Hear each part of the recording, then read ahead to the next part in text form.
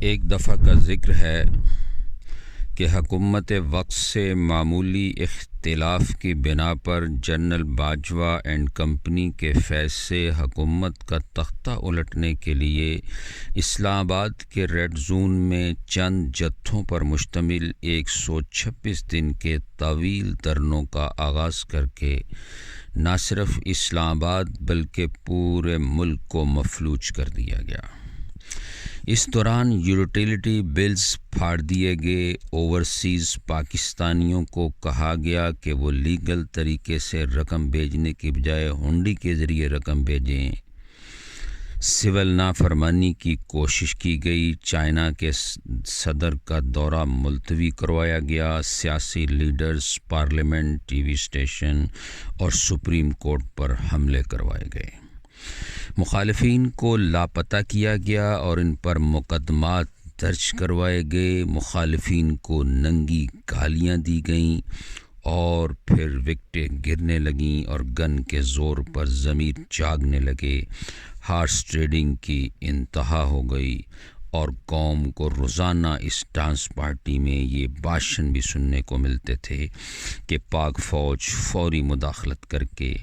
حکومت وقت کا تختہ الٹ دے، امپائر کی انگلی تو بس اٹھنے ہی والی ہے، بس انتظار فرمائیں، فوج کیا ستو پی کر سو رہی ہے، تختہ کیوں نہیں الٹتی۔ پاک فوج تو دنیا کی بہترین فوج ہے، ISI تو کائنات کی نمبر 1 ایجنسی ہے۔ اور پھر کچھ بکاؤ صحافی جیسے ہارون رشید اور اوریا مقبول جان وغیرہ، کچھ درباری ملا جیسے طارق جمیل، طاہر اشرفی اور جماعت الدعوہ وغیرہ، اور PTI کے سوشل میڈیا کے ذریعے فوج کو تو امام مہدی کا لشکر ثابت کرنے کی کوشش کی گئی۔ ظلم کی انتہا یہ ہوئی کہ اپنے اس شیطانی عمل کو اسلامک ٹچ دینے کے لیے جنرل باجوہ کو حضرت محمد صلی اللہ علیہ وسلم کی طرف سے بشارتیں اور فائلیں دلوائی گئیں، بلکہ حضرت محمد صلی اللہ علیہ وسلم سے باجوہ کی ملاقات بھی کروا دی گئی۔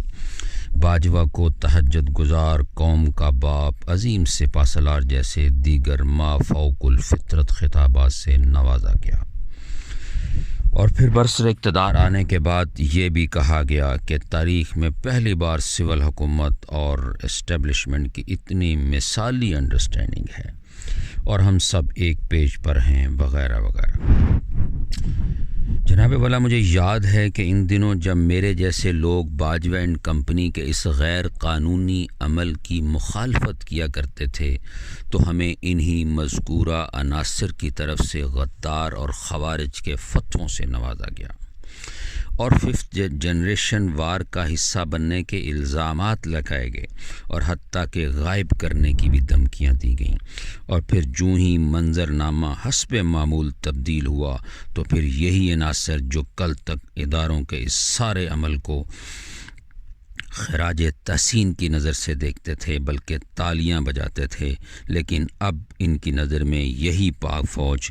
دنیا کی بدترین فوج بن گئی ہے۔ اور 9 مئی کو پاک فوج کے جوانوں اور ریاستی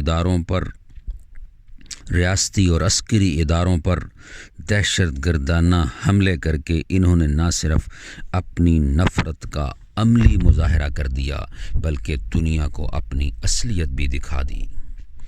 عزیز خواتین و حضرات، ووٹ کاسٹ کرنے سے پہلے ایک بار یہ ضرور سوچ لیں کہ کیا یہ کھلا تضاد نہیں، کیا یہ کھلی منافقت نہیں۔ مجھے یاد ہے کہ جب میں نے 2018 میں اپنی ایک ٹویٹ میں